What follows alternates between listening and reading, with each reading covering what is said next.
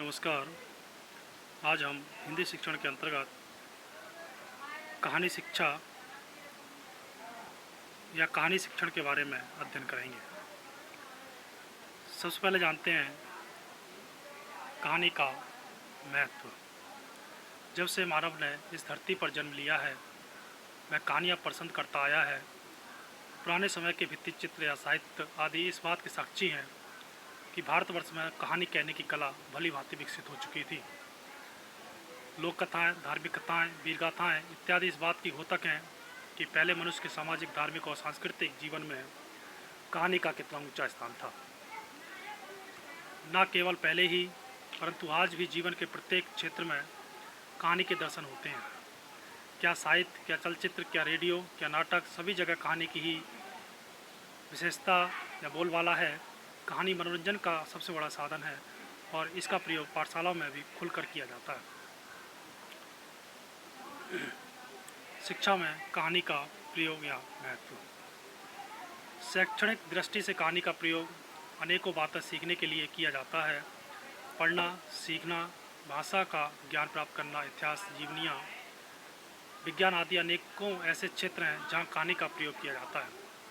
कहानी के माध्यम के द्वारा भिन्न भिन्न विषयों में बालकों की रुचि जागृत की जाती है, परंतु श्री योकम और श्री सिम्पसन के कथनानुसार ये कहानी का दुरुपयोग है। कहानी साधन नहीं अपितु साध्य है। परोक्ष रूप से चाहे कहानी के द्वारा नीति की शिक्षा मिलती हो अथवा भाषा का सुधार हो, परंतु मुख्य रूप से कहानी का महत्व कहानी के रूप में ही अर्थात मानव अभिव्यक्ति के अबाध प्रकटीकरण में है। मनोरंजन प्रदान करना ही कहानी की सबसे बड़ी विशेषता है।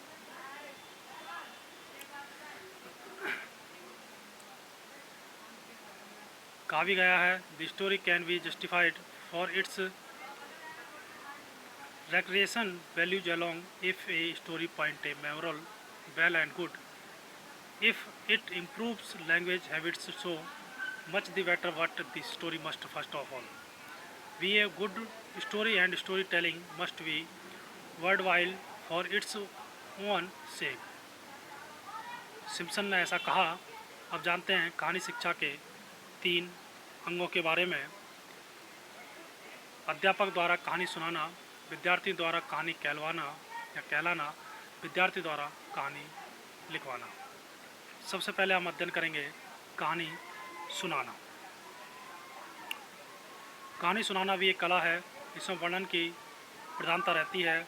इसमें वास्तविक जीवन अथवा काल्पनिक जगत की किस बात का वर्णन रहता है। इतिहास में कहानी वास्तविक जीवन से संबंधित रहती है, परंतु भाषा या साहित्य में इस संबंध काल्पनिक लोक से हो जाता है। कहानी सुनाने की कला में पारंगत होने के लिए कहानी सुनाने वाले को या तो स्वयं ही अपनी कल्पना के आधार पर कहानी की कथानक की रचना कर कहानी सुनानी चाहिए या दूसरों की रची हुई कहानियों का प्रभावशाली ढंग से सुनाना चाहिए।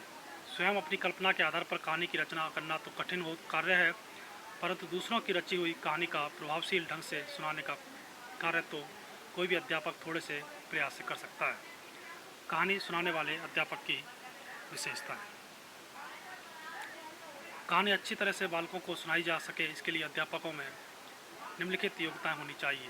वह उपयुक्त कहानी का चुनाव कर सके, वह कहानी को भलीभांति समझकर उसका प्रयोग प्रभावशाली ढंग से कर सके, उसमें एक कुशल अभिनेता के गुण होने चाहिए, उसके चेहरे के भावों से, उसके मुख से निकलने वाली ध्वनि और उसके द्वारा प्रयुक्त संकेतों से कहानी सजीव हो उठे। कहानी सुनाने का प्रयोजन। अध्यापक बालकों को कहानी सुनाते समय अपने सामने कोई ना कोई प्रयोजन अवश्य रखें। आमतौर पर अध्यापक निम्नलिखित उद्देश्यों को सामने रखकर बालकों को कहानी सुनाते हैं। कहानी की ही एक सबसे अच्छा साधन है जिसके द्वारा बालकों की कल्पना शक्ति और तर्क शक्ति का विकास किया जा सकता है। कहानी के द्वारा बालक जीवन की सुंदरता के दर्शन करते हैं। कहानी के द्वारा बालकों को अच्छी भाषा का ज्ञान होता है और वे स्वयं भी वैसी भाषा का प्रयोग करने का यत्न करते हैं। कहानी के द्वारा बालकों और बालिकाओं में साहित्य के प्रति रुचि उत्पन्न की जा सकती है, परंतु जैसा कि प्रारंभ में कहा जा चुका है कि कहानी सुनाने का सबसे बड़ा प्रयोजन है बालकों को आनंद प्रदान करना। आज अनेकों बालक स्कूल के नाम से घबराते हैं। वे स्कूल को हुआ ना समझकर आनंद निकेतन समझें, और यह तभी संभव हो सकता है जब पाठशाला के गंभीर वातावरण द्वारा बालकों के मस्तिष्क पर जो दबाव पड़ता है उसे कम कर दिया जाए। कहानी के द्वारा ही कार्य की सिद्धि हो सकती है।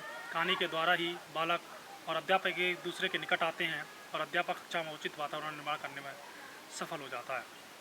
कहानी कैसे सुनाई जाए? इस संबंध में साधारणतः पहली बात यह है कि कहानी पढ़ी ना जाए अपितु सुनाई जाए। यदि अध्यापक कहानी सुनाता है तो वह अपनी हो जाती है, उसका व्यक्तित्व कहानी में झलकता है, श्रोताओं के साथ निकट का संबंध स्थापित हो जाता है। जब अध्यापक कहानी सुना रहा है और उसका नेत्र कक्षा की ओर है तो बालकों का अवधान स्थिर रखना सरल हो जाता है। दूसरी बात जो हमारे सामने आती है वह यह है कि अध्यापक को कहानी कंठस्थ कर लेनी चाहिए। इस संबंध में रायवर्न का कथन है कि ऐसा करने से कहानी ठीक प्रकार से नहीं सुना सकेंगे। सबसे अच्छा ढंग तो यही है कि शब्द उसके सामने आते जाएं और वह बोलता जाए। सबसे आवश्यक बात यह है कि अध्यापक को कहानी का ज्ञान होना चाहिए। कहानी सुनाते समय बीच में पुस्तक देखना तो अत्यंत घातक बात है।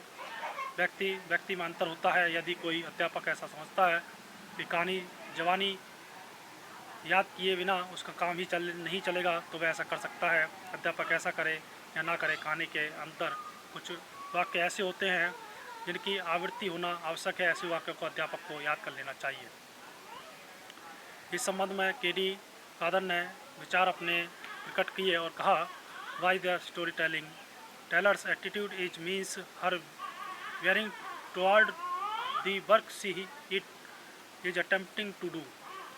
Does she believe that through the medium of storytelling she may achieve results difficult of realization without it, unless she has a regard for the dignity and importance of storytelling that amounts almost to reverence?